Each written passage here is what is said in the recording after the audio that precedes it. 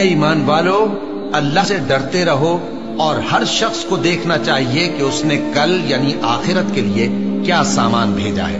اور ہم پھر کہتے ہیں کہ اللہ سے ڈرتے رہو، بے شک اللہ تمہارے سب اعمال سے خبردار ہے۔ اور ان لوگوں جیسے نہ ہو جانا جنہوں نے اللہ کو بھلا دیا تو اللہ نے انہیں ایسا کر دیا کہ وہ خود اپنے آپ کو بھول گئے۔ یہی لوگ ہیں نافرمان۔ اہل دوزخ اور اہل بہشت برابر نہیں، اہل بہشت ہی کامیابی حاصل کرنے والے ہیں۔ اگر ہم یہ قرآن کسی پہاڑ پر نازل کرتے تو تم اس کو دیکھتے کہ اللہ کے خوف سے دبا اور پھٹا جاتا ہے۔ اور یہ مثالیں ہم لوگوں کے لیے بیان کرتے ہیں تاکہ وہ غور کریں۔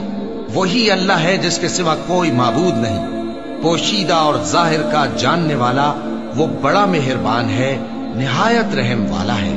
وہی اللہ ہے جس کے سوا کوئی عبادت کے لائق نہیں، بادشاہ حقیقی، ہر عیب سے پاک، سلامتی دینے والا، امن دینے والا، نگہبان، غالب، زبردست، بڑائی والا۔ اللہ مشرکوں کے شرک سے پاک ہے۔ وہی اللہ تمام مخلوقات کا خالق، ایجاد و اختراع کرنے والا، صورتیں بنانے والا، اس کے سب اچھے سے اچھے نام ہیں۔ جتنی چیزیں آسمانوں اور زمین میں ہیں سب اس کی تسبیح کرتی رہتی ہیں، اور وہ غالب ہے، حکمت والا ہے۔